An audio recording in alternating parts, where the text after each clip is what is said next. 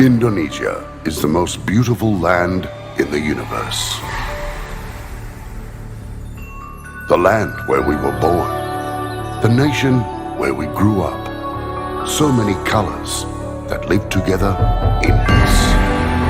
With a million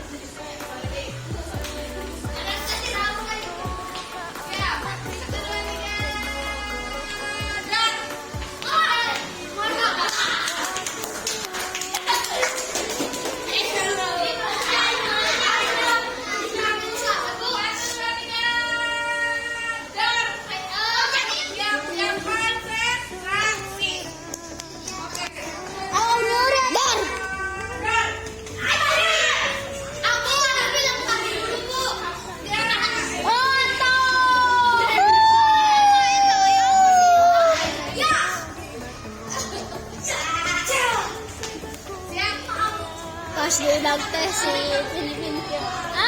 Sorry.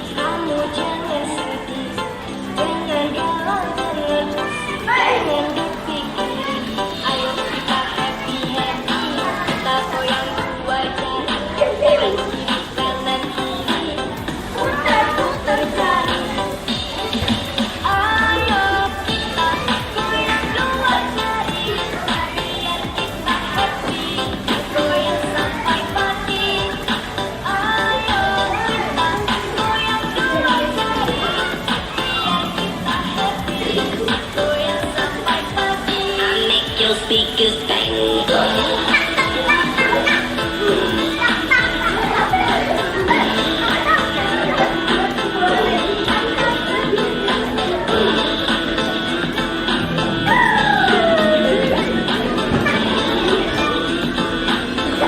Make your speakers bang.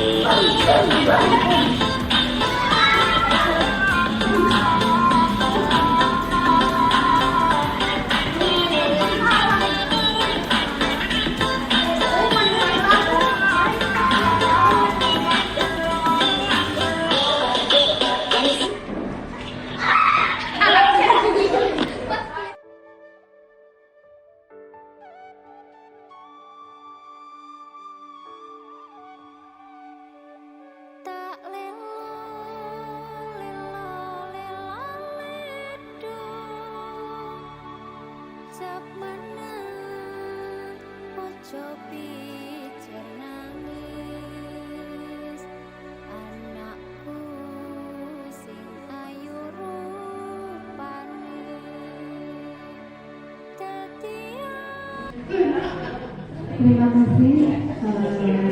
Wassalamualaikum warahmatullahi wabarakatuh. Terima kasih pertama-tama saya ucapkan kepada Ibu Pimpinan, Ibu Yuniati atas waktunya dan kepada rekan-rekan sekalian yang sudah meluangkan waktunya untuk di acara pemenuhan tugas calon guru penggerak angkatan 10 modul 1.4 yaitu penerapan pengalaman budaya positif. Pertama-tama bisa penyegaran dulu ya Ibu. Mungkin dari tadi sumbernya kurang lebar.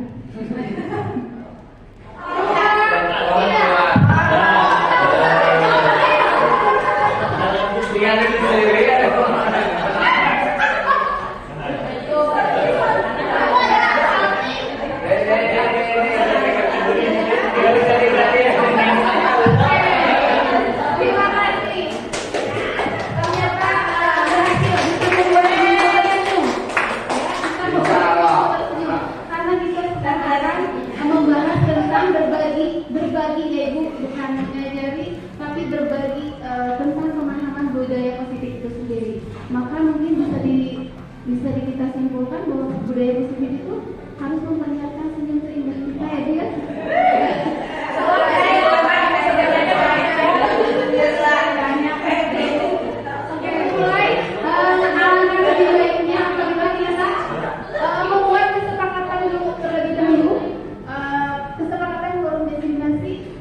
Bisa dengan menghargai sesama rekan di sini, menjadi pendengar yang baik, berarti mungkin kurangi ngobrol yang tidak penting ya. Dan saling menghormati. Dan boleh ibu menambahkan ada kesepakatan lain? Boleh minum ketika haus. Boleh makan, boleh? Boleh cemilan. Cemilan yang ada di meja budaya.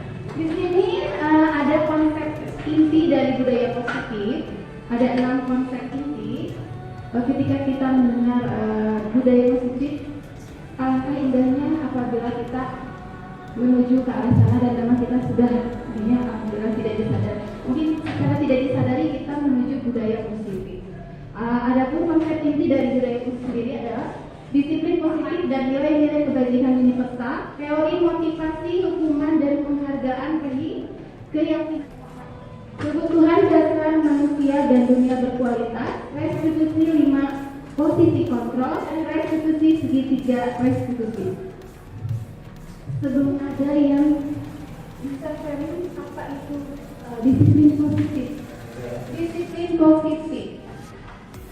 Kalau berbicara dengan disiplin positif pasti hubungannya adalah dengan kebajikan-kebajikan universal. Tapi sebelum itu, bisakah kita berdiri dulu? Kita bermain bukalah tangan. Boleh dengan cara menghardik, membujuk, menggelitik. Apapun.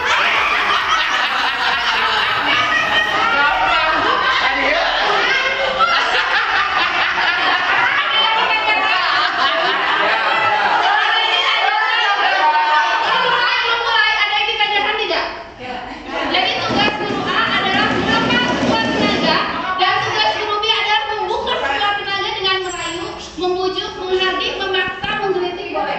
Oke.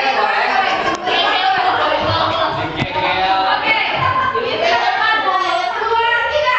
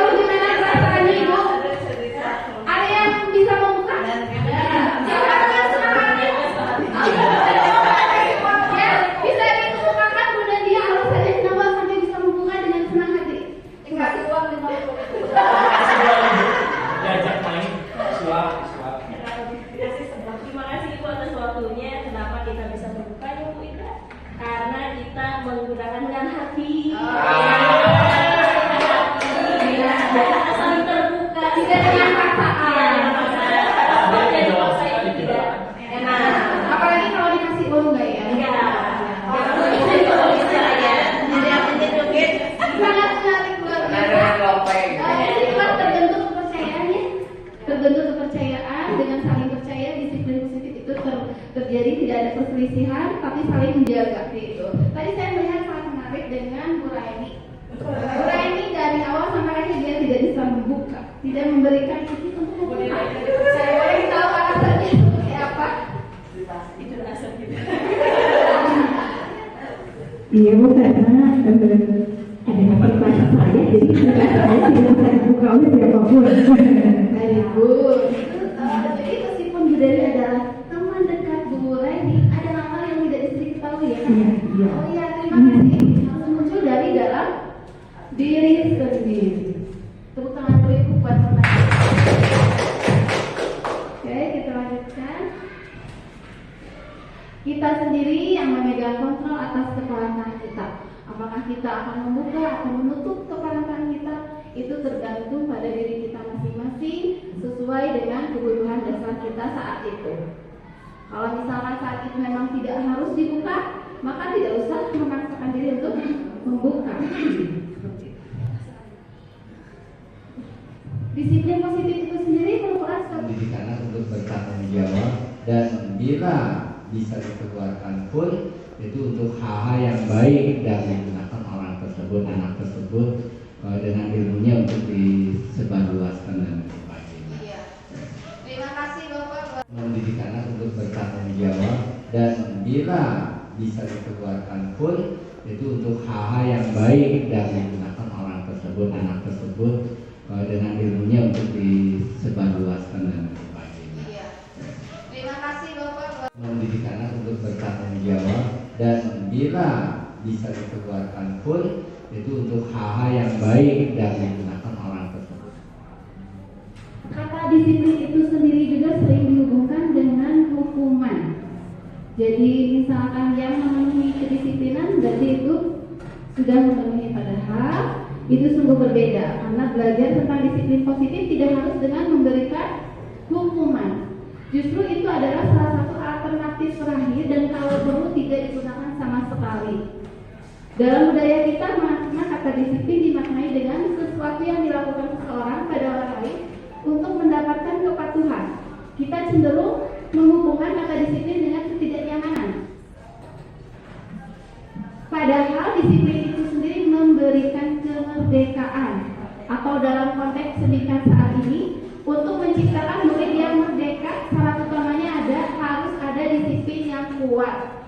Disiplin yang dimaksud adalah disiplin diri yang memiliki motivasi internal. Jika kita tidak memiliki motivasi internal, maka kita memerlukan pihak lain untuk mendisiplinkan kita, atau motivasi eksternal karena berasal di luar, bukan dari dalam diri kita sendiri. Jadi tujuan disiplin diri tercipta masyarakat yang bisa saling belajar, yang saling merasa terikat dan terhubungkan satu sama lain. Karena masyarakat seperti itu akan mengambil tanggung jawab untuk pembelajarannya, senantiasa berusaha untuk menjadi insan yang lebih baik dari sebelumnya. Seperti slogan kita apa itu? Siap kelas? Harus lebih baik. Harus lebih baik.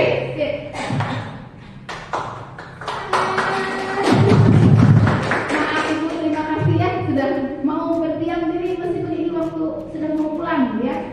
Tujuan dari penerapan disiplin positif itu agar terbentuk murid-murid yang berkarakter, berdisiplin, santun, jujur, peduli, bertanggung jawab, dan merupakan pembelajar sepanjang hayat sesuai dengan standar kompetensi lulusan yang diharapkan.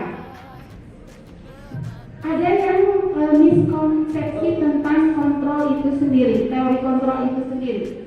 Jadi kalau misalkan ilusi guru mengontrol murid, pada dasarnya kita tidak dapat memaksa murid untuk berbuat sesuatu jika murid tersebut memilih untuk tidak melakukannya.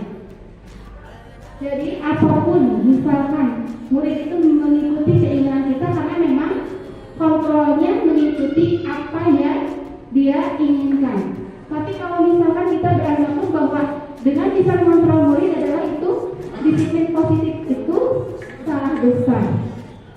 Adapun yang kedua yaitu ilusi bahwa semua penguatan positif efektif dan bermanfaat. Penguatan positif atau bujukan adalah bentuk-bentuk kontrol. Segala usaha untuk mempengaruhi murid agar menguasai suatu perilaku tertentu adalah suatu usaha untuk mengontrol murid tersebut. Kemudian ilusi bahwa kritik dan membuat orang merasa bersalah dapat menguatkan karakter. Kita berpikir bahwa Misalkan peserta didik kita dengan ucapan kita atau perilaku kita, mereka merasa bersalah bahwa itu akan menguatkan karakter kedepannya. Itu adalah salah satu dari miskonsepsi seperti itu, menggunakan kritik dan rasa bersalah untuk mengontrol murid menuju pada identitas gagal. Mereka belajar untuk merasa buruk tentang diri mereka mengembangkan dialog diri yang negatif. Jadi tersana, bagaimana seseorang bisa berubah dari paradigma stimulus respon kepada pendekatan teori kontrol Stephen F. Covey. Bila kita ingin membuat kemajuan perlahan, sedikit-sedikit, ubahlah sikap atau perilaku. Namun bila kita ingin memperbaiki cara-cara usaha kita, maka kita perlu mengubah kerangka acuan kita. Bagaimana Anda berpikir tentang manusia, ubahlah paradigma Anda. Skema pemahaman dan penjelasan aspek-aspek tertentu tentang realitas. Dari stimulus respon ke teori kontrol itu sendiri. Dari realitas kebutuhan kita sama, padahal intinya kebutuhan kita berbeda-beda. Dari setiap peserta didik yang ada di sekolah ini memiliki kebutuhan yang berbeda-beda dan kita menganggapnya bahwa sama. Semua orang melihat hal yang sama, padahal setiap orang memiliki gambaran yang berbeda-beda. Kita mencoba mengubah orang agar berpandangan sama dengan kita. Teori kontrolnya, kita berusaha memahami pandangan orang lain tentang dunia. Jadi lebih ke menyimak atau mendengar, jadi mendengar yang baik ketika berbicara, tidak memaksakan kita mengubah cara pandang orang lain. Perilaku buruk dilihat sebagai suatu kesalahan, padahal semua perilaku memiliki tujuannya masing-masing. Orang lain bisa mengontrol saya, hanya Anda yang bisa mengontrol diri Anda sendiri. Saya bisa mengontrol orang lain, Anda tidak bisa mengontrol orang lain. Pemaksaan ada pada saat bujukan gagal. Kolaborasi dan konsensus menciptakan pilihan-pilihan baru. Dengan diskusi, maka akan didapat pilihan-pilihan yang lebih beragam. Model berpikir menang kalah. Model berpikirnya harus menang-menang, sama menang. Tidak ada yang kalah. Nilai kebajikan adalah nilai-nilai yang disepakati bersama, lepas dari suku bangsa, agama, bahasa maupun latar belakang. Jadi nilai kebajikan itu tidak memandang suku, ras, agama ataupun bangsa, bahasa dan lain-lain. Semuanya bisa di-cover oleh profil pelajar Pancasila. Semuanya sudah ada di sini. Beriman, bertakwa kepada Tuhan Yang Maha Esa dan berakhlak mulia, berkebinekaan global, mandiri, dan gotong royong, benar, kritis dan kreatif. Yang kedua adalah motivasi perilaku manusia. Motivasi perilaku manusia. Kalau mendengar motivasi itu ada 3 motivasi ya Ibu. Menghindari ketidaknyamanan dan hukuman, mendapatkan imbalan atau penghargaan dari orang lain, dan menjadi orang yang mereka inginkan dan menghargai diri sendiri dengan nilai-nilai yang mereka percaya. Menurut Ibu masuk ke yang nomor berapa?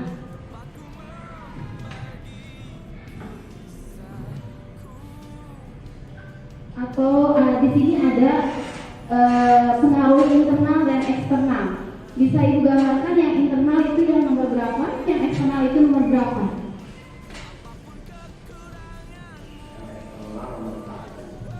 Eksternal nomor 1, nomor 2. Iya, eksternal juga. Nomor 3, menjadi orang yang mereka inginkan dan menghargai diri sendiri dengan nilai-nilai yang mereka percaya. Iya, dari diri sendiri. Dan kita berharap semua menjadi nomor 3. Iya, berharap semua menjadi nomor 3. Tepuk tangan itu semangat lagi. Sebagai seorang pendidik, saat Anda perlu hadir di suatu pelatihan, motivasi apakah yang mendasari tindakan Anda? Apakah akan hadir karena tidak ingin ditegur oleh pihak panitia atau pengawas dan mendapatkan surat teguran? Berarti itu tandanya menghindari ketidaknyamanan atau hukuman. dan dipuji oleh lingkungan Anda dan mendapat penghargaan sebagai kepala sekolah berprestasi, mendapatkan imbalan, atau Anda ingin menjadi pembelajar sepanjang hayat, menjadi orang yang berusaha dan bertanggung jawab serta menghargai diri sendiri sebagai teladan bagi murid-murid Anda? Ya. Insya Allah. Pertanyaan. Bila di sekolah tidak ada aturan yang memberikan surat teguran bagi PPK yang sering datang terlambat, atau tidak ada atasan yang memberikan Anda penghargaan menjadi PPK terbaik karena sering tepat waktu, apakah Anda akan tetap datang tepat waktu untuk mengajar murid-murid Anda? Alhamdulillah. Menurut Anda, dari ketiga jenis motivasi yang disebutkan pada pertanyaan sebelumnya, motivasi manakah yang saat ini paling banyak mendasari perilaku murid-murid di sekolah? Hukuman. Berarti kita butuh kerja keras lagi Ibu untuk ke tahap yang ketiga. Tapi mungkin saya percaya tidak semua ya. Mungkin ada yang tidak semua kehukuman, ya. Karena terus terang saya sendiri sudah menjauh dari hukuman itu sendiri. Seiring berjalannya dengan di launchingnya kurikulum Merdeka, ya. Jadi mudah-mudahan yang hukuman itu harus dihindari sekuat tenaga, seperti itu. Di sini ada beberapa perbedaan dan banyak sekali bersifat, kalau hukuman itu bersifat tidak terencana atau tiba-tiba, murid tidak tahu apa yang akan terjadi dan tidak dilibatkan, hukuman yang diberikan bisa berupa fisik atau psikis, anak disakiti oleh suatu perbuatan atau kata-kata. Betul gak Ibu? Kita seringkali memiliki salah persepsi tentang penghargaan itu sendiri. Ternyata dari modul 1.4 ini yang saya sudah pahami, ternyata kita salah mengartikan sebuah penghargaan.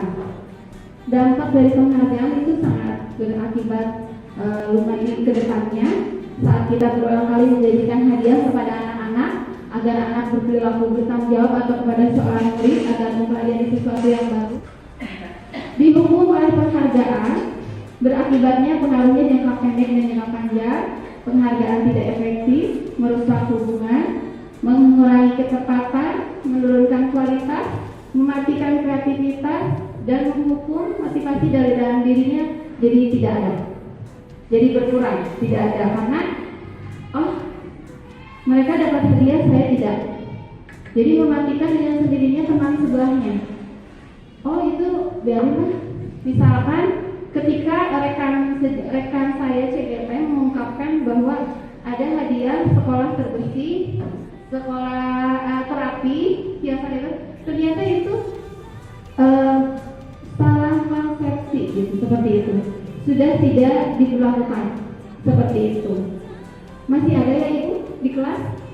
Kita merasa bahwa itu benar, itu seperti itu. Yang mau saya tanyakan, apabila misalkan sebaiknya dihindari untuk memberikan motivasi dari luar, bagaimana caranya agar peserta didik itu timbul motivasi dalam diri? Maksudnya motivasi dari luar itu bukan dihindari, tapi diminimalis. Maksudnya memunculkan anak dengan cara yang ini belum selesai ya Bu. Di sini nanti ada restitusi, ada 5 posisi kontrol dan ada segitiga restitusi. Di sini saya alhamdulillah sudah mempraktekkan, mencoba untuk mempraktekkan dari memunculkan motivasi intrinsik itu sendiri. Jadi bukan tidak boleh dari luar, tapi tidak berupa penghargaan dan tidak memperlakukan hukuman seperti itu, dikurangi. Mungkin tidak bisa sekaligus ya Ibu. Kita mengubah mindset dari asalnya seperti ini, dari tahap yang tadi 1, 2, itu mungkin berurut, tidak langsung. Tapi bagaimana caranya supaya muncul dari anak itu sendiri, maksudnya tidak dengan paksaan, tidak dengan dia terbebani dengan merasa ada paksaan atau hukuman atau konsekuensi seperti itu. Mungkin begitu Bu Nung. Jadi bukan berarti tidak boleh ada motivasi eksternal. Seperti hari kita sendiri Ibu, balik lagi ke kita yang kita rasakan, kita harus datang tepat waktu dan mungkin sebelum yang lainnya ketika tugas tiket. Dikarenakan belum berjalan motivasi intrinsik dari dalam diri seperti itu, maka harus ada motivasi eksternal. Dan mungkin dengan kesabaran itu sendiri mungkin terus dipupuk, insya Allah mungkin motivasi itu tidak akan terasa berat lagi untuk datang sesuai dengan yang sudah ditentukan. Dan memang itu kalau melihat dari paradigma kita datang ke sini itu untuk siapa? Untuk anak diri kita. Tidak harus merasa berat. Awalnya merasa berat, tapi karena mungkin kita harus menunjukkan motivasi itu sendiri. Begitu ya Ibu. Nanti Gunung belum selesai, di sini ada ya. Mungkin Gunung mudah-mudahan tidak kuat dan harus menggali terus. Restitusi itu bukan untuk menebus kesalahan, namun untuk belajar dari kesalahan. Restitusi memperbaiki hubungan. Restitusi adalah tawaran, bukan paksaan. Restitusi menuntun untuk melihat ke dalam diri. Restitusi mencari kebutuhan dasar yang mendasari tindakan. Restitusi adalah cara yang paling baik. Restitusi fokus pada karakter, bukan tindakan. Restitusi menguatkan. Restitusi fokus pada solusi. Dan restitusi mengembalikan murid pada yang berbuat salah kepada kelompoknya.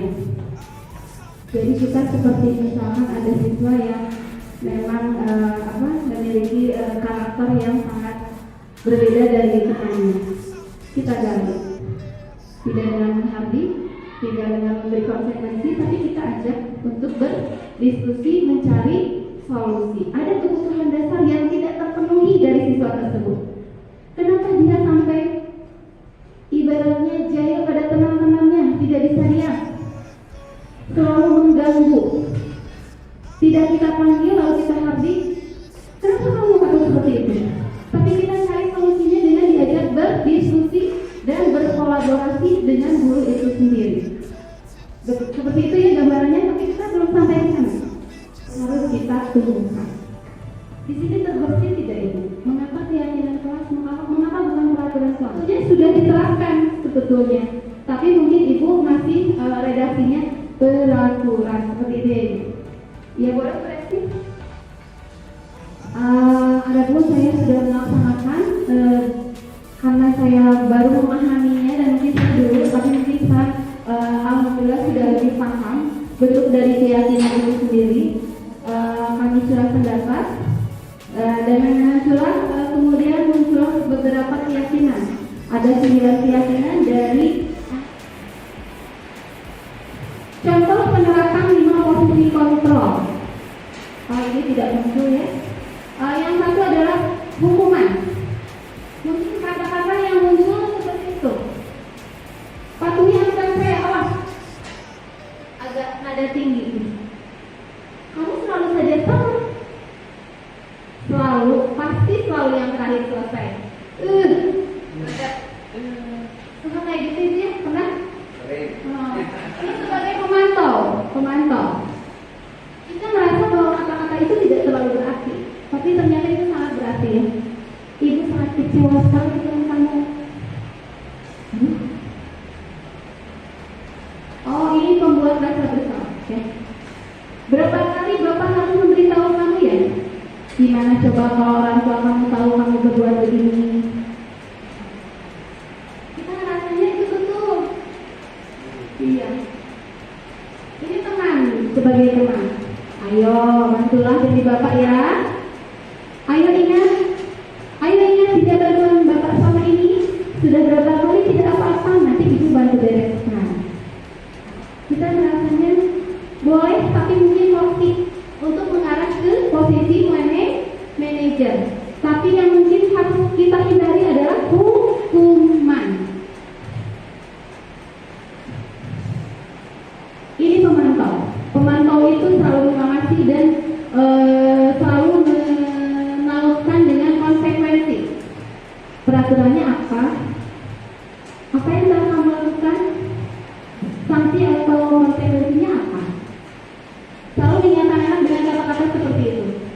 Nah, di sini manajer mengingatkan dengan keyakinan. Apa yang kita yakini? Apakah kamu meyakininya? Jika kamu meyakininya, apakah kamu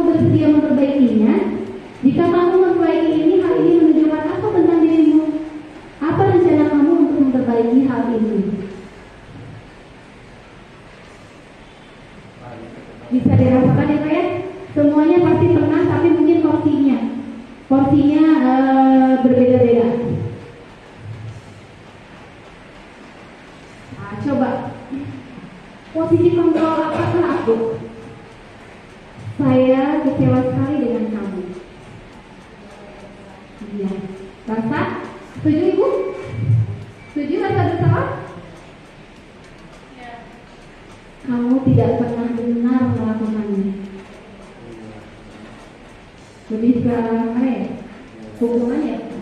Hukuman. Kasar ya kata-katanya. Apa rencanamu untuk menyelesaikan masalah ini? Sudah. Ayo lakukan demi Bapak dan Ibu.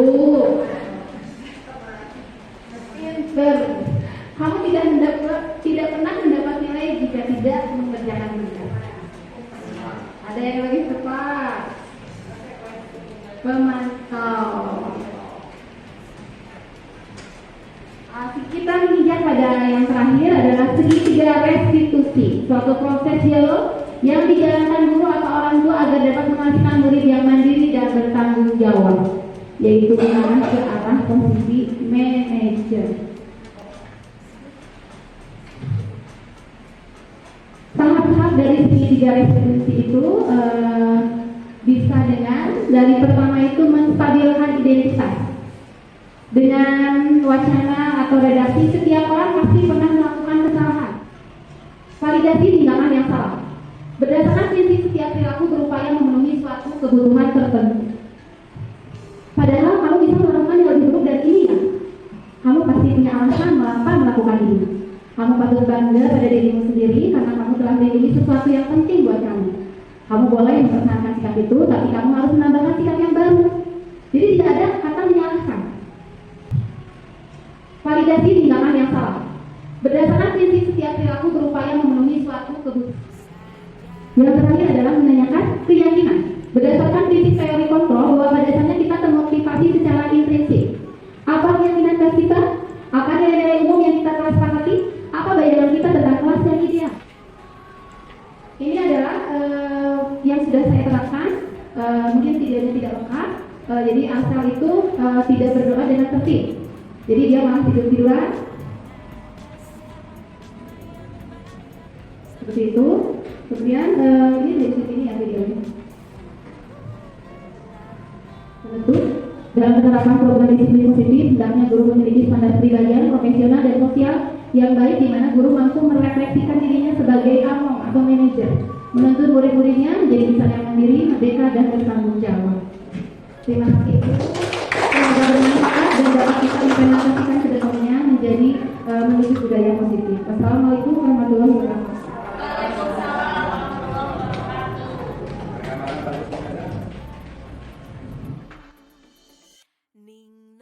Bismillahirrahmanirrahim. Assalamualaikum warahmatullahi wabarakatuh.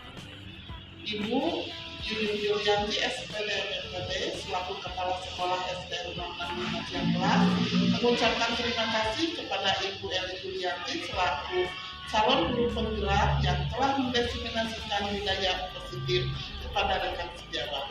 Ibu merasa bangga bahwa dengan memiliki calon guru penggerak di SD 665 Ciamplas diharapkan dapat memotivasi semua warga sekolah untuk memberikan hal yang terbaik. Dan itu sangat bangga sekali karena dalam penyampaian materi budaya positif menyampaikan dengan baik dan interaktif. Semoga ke depan semua warga sekolah, khususnya peserta didik yang ada di SD 665 Ciamplas bisa menerapkan budaya positif sehingga terbentuk kerangka untuk belajar Pancasila. Terima kasih. Wassalamualaikum warahmatullahi wabarakatuh. Assalamualaikum warahmatullahi wabarakatuh.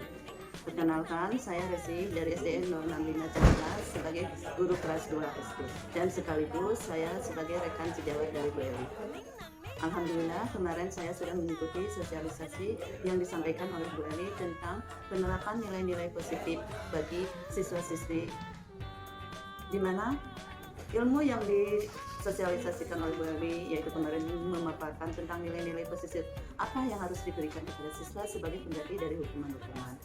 Karena pemberian hukuman kepada siswa untuk saat ini sudah tidak pas lagi, karena dari pemberian hukuman itu bisa menimbulkan kepada karakter siswa kurang pas, yaitu siswa akan merasa terbebani, merasa tidak nyaman. Nah, saya dari kami bagaimana caranya supaya bisa merubah hukuman dengan nilai-nilai lebih baik lagi. Assalamualaikum warahmatullahi wabarakatuh. Perkenalkan, saya Resi dari SDN 065 Ciamplas sebagai guru kelas 2 SD dan sekaligus saya sebagai rekan sejawat dari Bu Eli. Alhamdulillah kemarin saya sudah mengikuti sosialisasi yang disampaikan oleh Bu Eli tentang penerapan nilai-nilai positif bagi siswa-siswi, di mana ilmu yang disosialisasikan oleh Bu Eli yaitu kemarin mungkin tanggapan dari saya tentang nilai-nilai positif yang dipaparkan oleh Bu Eli. Sampai di sini dulu, mudah-mudahan apa yang diberikan oleh Bu Eli dari ilmu-ilmu yang Bu Eli pelajari akan bisa ditangkap lebih baik lagi untuk memperbaiki paradigma belajar yang lebih baik lagi. Alhamdulillah, terus Bu Eli semangat belajar, semangat, dan para pendidik juga bisa merubah paradigma hukuman menjadi paradigma yang lebih baik dengan nilai-nilai yang lebih positif. Assalamualaikum warahmatullahi wabarakatuh. Waalaikumsalam warahmatullahi wabarakatuh. Perkenalkan, nama saya Raini, saya guru kelas 5 SDN 065 Ciamplas, dan saya juga merupakan teman sejawat dari Ibu Eli Yulianti. Kesan saya dari hasil diseminasi dari pemaparan Bu Eli yaitu saya mendapatkan ilmu baru mengenai budaya positif, dan dari hasil pemaparan tersebut saya akan menerapkan mengenai disiplin positif kepada peserta didik saya, serta saya akan melayani peserta didik dengan memulai kesepakatan kelas. Terima kasih, sukses terus untuk Bu Eli. Assalamualaikum warahmatullahi wabarakatuh. Perkenalkan, nama saya Siti Rosyida Soliha, teman sejawat dari Ibu Eli Yulianti, calon guru penggerak angkatan ke-10. Kesan saya setelah mendapat diseminasi budaya positif dari paparan Bu Eli, sungguh sangat menginspirasi tentang pentingnya budaya positif, yaitu meningkatkan motivasi diri murid, penerapan disiplin positif, serta bagaimana menerapkan segitiga restitusi yang perlu dilakukan guru dalam menangani masalah murid sesuai kesepakatan kelas, sehingga setiap murid dapat terlayani dengan baik. Pesan saya untuk Bu Eli, terima kasih paparannya, dan terus istiqomah, selalu bersemangat, berkarya selalu, sukses. Wassalamualaikum warahmatullahi wabarakatuh. Assalamualaikum warahmatullahi wabarakatuh. Alhamdulillah, saya ucapkan terima kasih karena hari ini saya telah menyelesaikan diseminasi penerapan budaya positif modul 1.4 pendidikan guru penggerak angkatan ke-10. Saya ucapkan terima kasih kepada Ibu Kepala Pimpinan SDN 065 Ciamplas karena atas izinnya saya dapat melaksanakan diseminasi ini, dan penghargaan yang setinggi-tingginya kepada rekan sejawat saya yang menyambut dengan antusias terkait dengan penerapan disiplin positif yang saya sampaikan. Semoga apa yang telah saya sampaikan dapat merubah paradigma kita tentang budaya positif, dan saya berharap Ibu Wali kelas masing-masing atau Ibu mata pelajaran dan segenap warga sekolah dapat menerapkannya pada peserta didik. Dan pada alhamdulillah saya sudah melaksanakan penerapan disiplin positif kepada peserta didik, yaitu dengan melaksanakan pembuatan keyakinan kelas yang sangat diapresiatif dan sangat menggugah karena mereka dapat mencurahkan pendapat, keyakinan yang mereka hargai dan dapat dilaksanakan di kelas dengan sesuai dengan keyakinan yang telah disepakati bersama. Dan terima kasih yang setinggi-tingginya kepada Ibu Fasilitator, Ibu Umi Padilla SPD MMD, karena atas bimbingannya saya dapat melaksanakan diseminasi yang sebagai penunjang dari kegiatan aksi nyata modul 1.4, dan tak lupa kepada Ibu Najar Praktik, Ibu Yulia yang begitu sabar mendampingi saya melakukan pendampingan individu, sehingga apapun yang kendala yang saya dapatkan, alhamdulillah dapat terselesaikan. Terima kasih, semangat untuk perubahan disiplin positif karena Ciamplas harus lebih baik. Wassalamualaikum warahmatullahi wabarakatuh. Pada yang kuasa, cinta kita di dunia selamanya.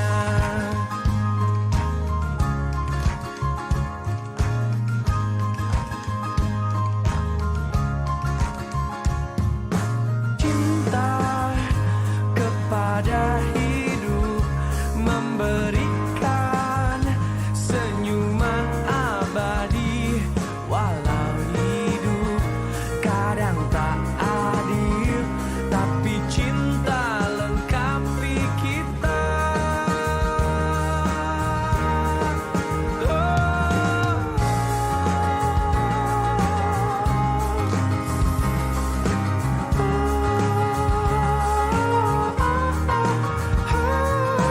Laskar pelangi takkan terikat waktu, jangan berhenti mewarnai jutaan mimpi di bumi.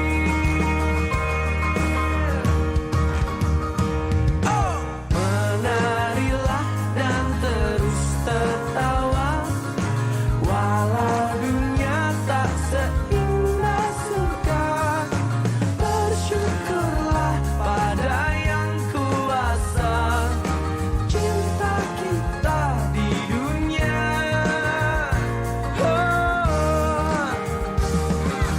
Menarilah dan terus tertawa, walau dunia tak seindah surga.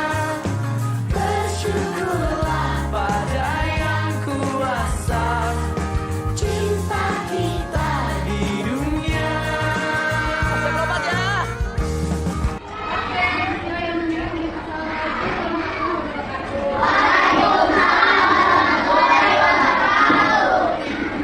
Gimana kabarnya hari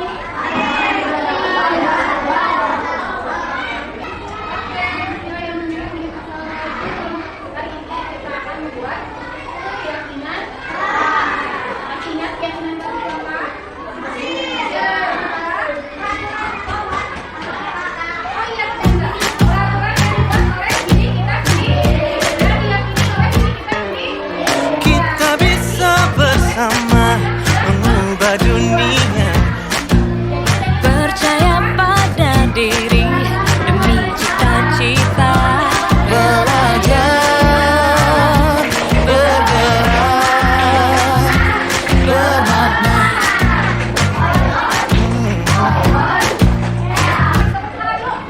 Aku bisa belajar dari ilmumu. Oh, kamu bisa belajar dari yang ku tahu. Belajar, bergerak, bermakna.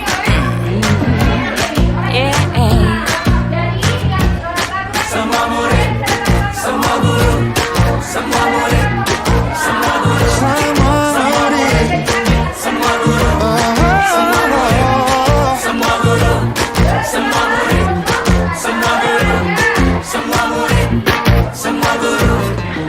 Meski berbagai budaya, berbagai usia, dan ingatlah bahwa kita insan yang merdeka. Belajar, bergerak, bermakna.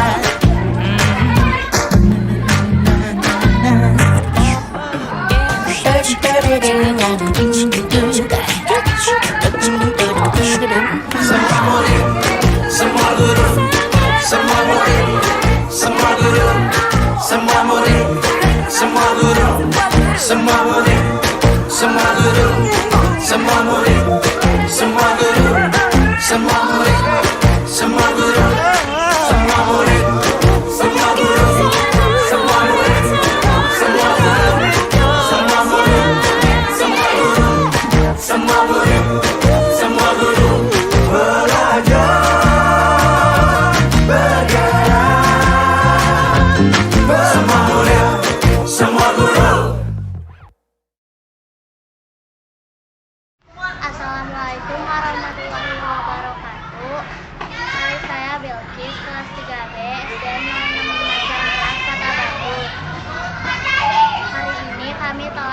keyakinan kelas bersama Bu Eli. Saya sangat senang mengetahui hal positif yang baik pada saya di kelas maupun di sekolah. Semoga kami dapat mematuhi peraturan sesuai dengan keyakinan kelas yang telah kami buat dan disepakati bersama. Sekian dari saya, terima kasih. Wassalamualaikum warahmatullahi wabarakatuh. Halo, assalamualaikum warahmatullahi wabarakatuh. Saya Kavani, murid kelas 3B, guru saya Bu Eli. Hari ini saya dan teman-teman membuat keyakinan kelas bersama saya. Saya sangat senang sekali karena kami diajak berdiskusi dan menuliskan keyakinan kelas yang akan diterapkan di kelas kami. Ini adalah keyakinan kelas kami. Terima kasih. Wassalamualaikum warahmatullahi wabarakatuh. Assalamualaikum warahmatullahi wabarakatuh. Perkenalkan, saya Kansa, kelas 3B, SDN 065 Cihampelas, Bandung. Kami sekarang berdiskusi membuat keyakinan kelas kami seperti dibimbing Bu Eli. Saya senang sekali kami akan mematuhi keyakinan kelas kami buat seperti hadir tepat waktu, menghormati, saling menghargai, dan bekerja sama menjaga kebersihan kelas. Semoga kami dapat melaksanakannya. Terima kasih. Assalamualaikum warahmatullahi wabarakatuh. Lengkapi kita.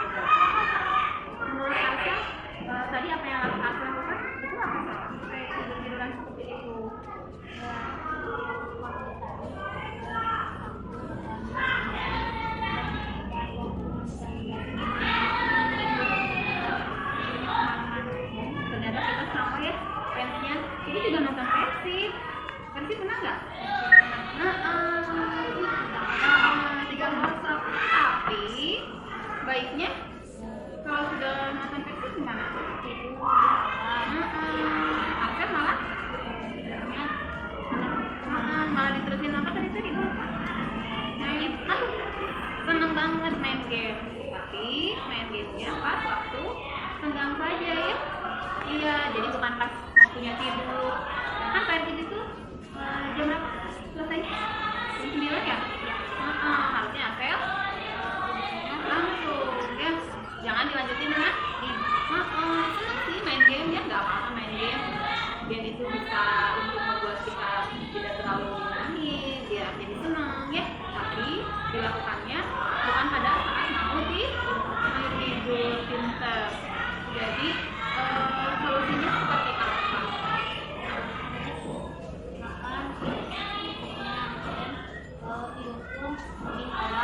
Pinter. Jadi biar nggak tidur-tiduran ya, nggak letih sampai tidur-tiduran seperti itu.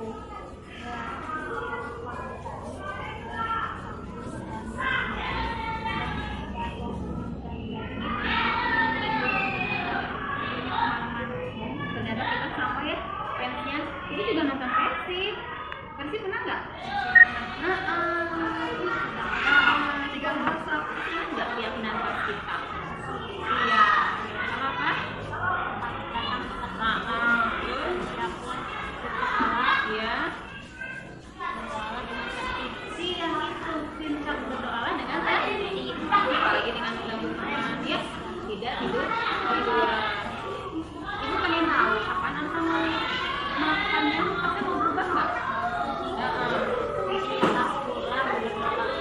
Iya, ketika kita pulang kita bisa berdoa dengan iya pintar. Pasti ingat nggak keyakinan pas kita? Iya, apa?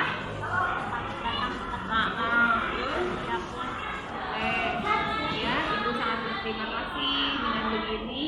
Jadi Axel tahu nanti Axel tahu jadi supaya tidak lelah letih ke sekolah ya, tidak tidur-tiduran. Jadi Axel harus tidur lebih awal. Terima kasih ya Axel. Axel sudah mau berdiskusi dengan Ibu sehingga kita tahu cara mengatasi apa yang Axel alami ya.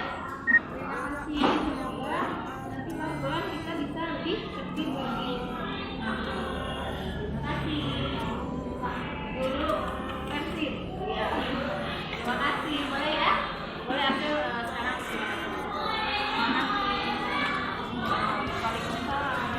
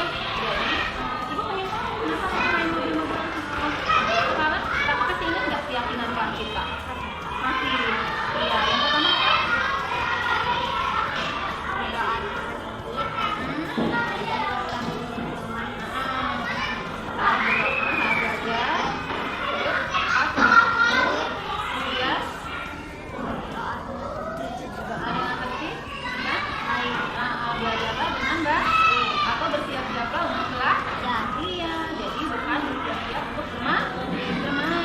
Pinter.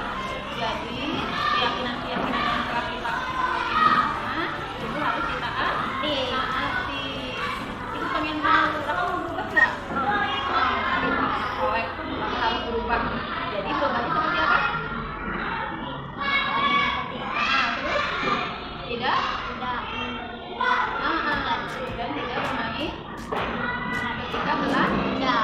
Mau mainan apapun ya, mau istirahat, mau pesaan, kalau dipakainya pas istirahat nggak apa, boleh-boleh saja ya. Jadi alhamdulillah sekarang kakak mengerti bahwa bermain mobil-mobilan pas belajar itu tidak boleh, tidak boleh karena akan mengganggu. Tadi ada sekarang kakak masih ingat nggak keyakinan kelas kita? Masih. Iya, yang pertama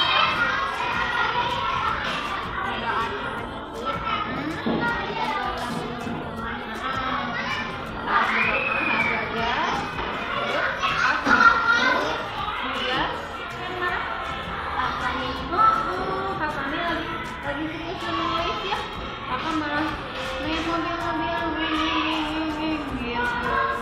Pintar. Gue pengen tahu kakak mau mulai kapan? Besok. Bukan berarti nggak boleh kakak bawa mainan, tapi boleh dipakai ketika waktu istirahat.